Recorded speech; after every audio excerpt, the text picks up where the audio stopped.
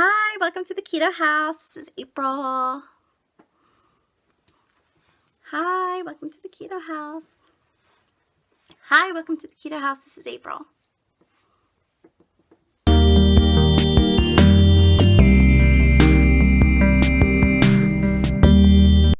Hi guys, April here from the Keto House, and today I'm going to teach you everything you need to know about keto. We're going to cover a 3-week keto challenge, what you can eat, what you can't eat, a plan, keto flu remedies, keto benefits, a keto mindset.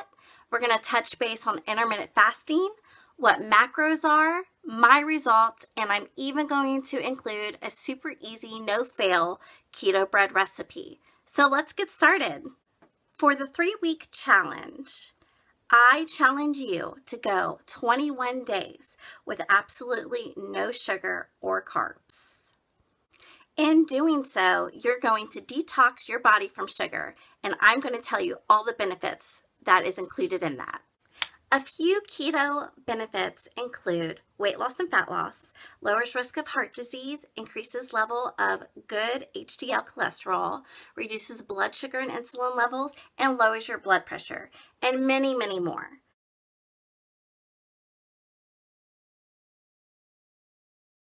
And then a few side effects include headaches, nausea, flu-like symptoms, and I have the exact remedies that you need to help you get through the keto flu. So my number one recommendation to help you get through the keto flu is pink Himalayan salts. There are so many benefits, and just for starters, it includes all 6 electrolytes and 84 trace minerals. And it is a superfood, basically, for your body. And I recommend that you start cooking with it, but I drink it daily. I actually have some right now in my little water bottle, and I will put a couple pinches of pink Himalayan salts. And then I like to flavor it with strawberry lemonade Crystal Light. So that is my number one recommendation. Pickle juice is always a great option as well, and bone broth. And the number one bone broth I would recommend is Kettle and Fire because it includes apple cider vinegar. What can you eat on keto?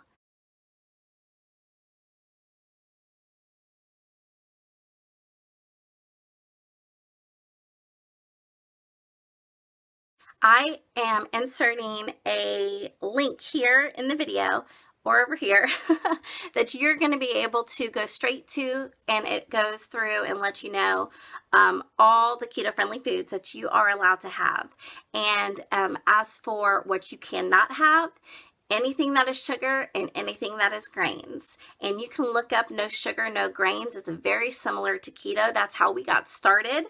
It's a stricter keto. But it's pretty much the same thing. You're detoxing your life from sugar, and you really want to stay into clean eating. And that's another thing that you can look up. But go ahead and watch that video, and it'll tell you everything that you can get started with. The first thing I tell my clients when I get them started on keto is to come up with a meal plan. You need to plan your week out. You need to go to the grocery store, get your groceries in, do a meal prep day. We do meal prep Sunday every Sunday, and I couldn't do keto without it. I would fail personally. It's really hard to do it on the fly, and it's easier to cave into cravings and just convenience, and so you always have to be ready for that. But I definitely think that a meal prep day is something everyone needs to do. Clean out your cabinets, clean out your refrigerator. Do not bring anything in the house that you can't eat or that's going to tempt you.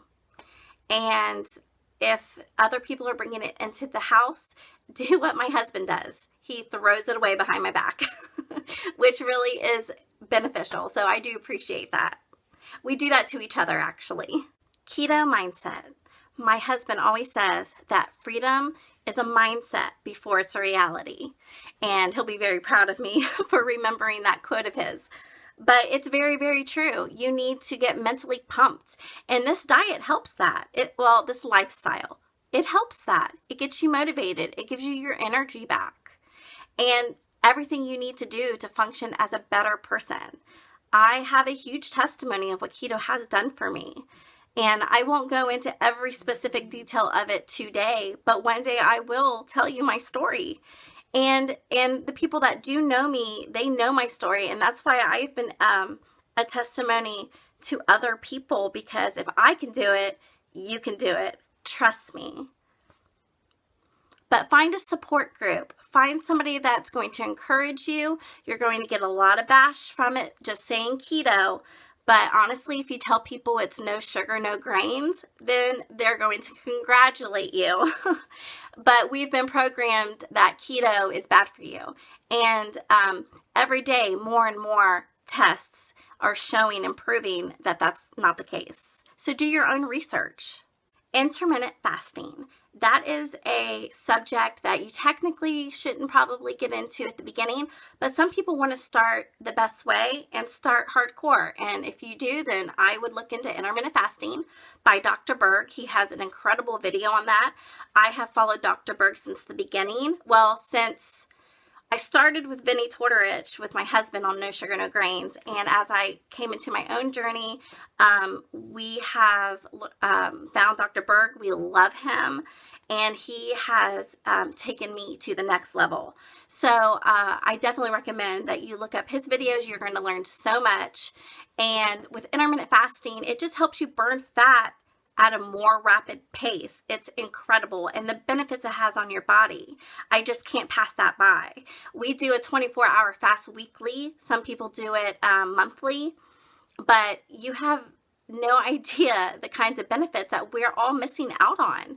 And just because they say you have to eat every day, you have to eat breakfast every day, that's not true. Shocker. So I will eventually probably make a video about intermittent fasting as well. But until then, Dr. BERG would, of course, do a much better job than me. So please check him out. And I'll try to include his video in this. And one more thing about intermittent fasting. It doesn't always have to be a 24-hour fast. That would be an extensive fast. But they generally every day, or you don't have to do it every day. You choose how you want to live your life. But most days I don't eat till 3 or 4, and I quit eating around 8 or 9. And I'm a nighttime eater, and I know that. So I would rather eat later in the day than eat all day and all night. I need my body to rest. I need fat to be burning. So I want the best possible results for myself. And speaking of best possible results, I have decided, since I have been back the last 5 to 6 weeks, I have lost 12 pounds. But for 5 to 6 weeks, that's compared to when I did it the first go around, it's kind of slow, honest, for me. I'm so happy with that. And I would live my life like that forever, slowly, because sometimes you just have to put life into living. But I have decided to start tracking my macros again, and I downloaded my Carb Manager app, and I'm going to start keeping track because I'm eating the right foods, but I'm still overeating. And intermittent fasting does help that because I'm only eating technically like 2 big meals a day. But even then, I need to figure out where I need to cut back. So I am losing at the best rate that I can because I have goals and I want to get a move on this. So I'm about to jack it up. So stay tuned for that. But my overall results in my keto journey are I've lost 64 pounds. My cholesterol is better by 20%. My blood pressure is down, the best it's ever been in over 10 years. Through 2 kids, I had toxemia. I was gestational diabetes with the other, and I was pre-diabetic, and I am now no longer pre-diabetic.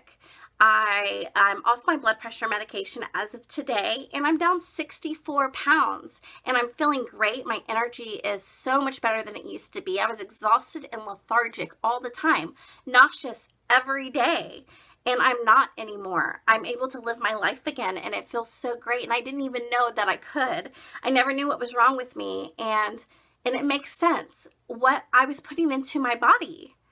And so it really saved my life, and I'm glad because I'm 35 years old, and this is the perfect time for me to turn my life around, and my kids are thrilled, and they have a healthier mom and dad back, and I just couldn't imagine where we would be without me and Jeremy going through this process. Between the two of us, we've lost 160 pounds, And that's the best thing we could have ever done for our family. And with my kids being so young, it was hard. It's hard to transition. We've been doing it for a couple years with them, but it's gotten so much better, and they are eating healthier, and they really want to be healthy when they grow up.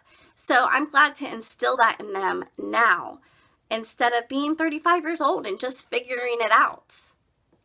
And my last tip for today is my keto fathead super easy no fail bread recipe that I am putting in the video right now. So click on that and try your first batch today and let me know how it turns out. That is a huge staple in my home. That is one of the reasons I'm going to have to start doing my carb counts, just because they're 3 to 4 carbs a sandwich, which is actually pretty amazing, and that can add up through a day. But when I found this recipe, it was definitely a game changer for me. It made keto a lot easier to transition because I was still able to eat sandwiches and burgers and pizza and things like that. And for my kids, it made it so much easier to feed my kids keto food having that type of staple. So please check that out. And well, thank you for joining me today, and I hope this video was helpful. And if it was, please give me a thumbs up. And if you want to hear more from me and Jeremy and the kids from the Keto House, please subscribe. We'd love to go on this journey with everybody. Just kidding. One more thing. I wanted to give you my recommendations of somebody that you can follow besides me for keto, and that is Dr. BERG on YouTube. I 100% trust him.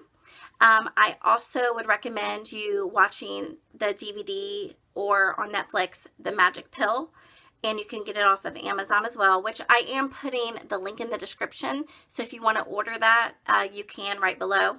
It'll take you right to it. And also the book Green Brain is incredible. So check those out, and hopefully that'll help get you started.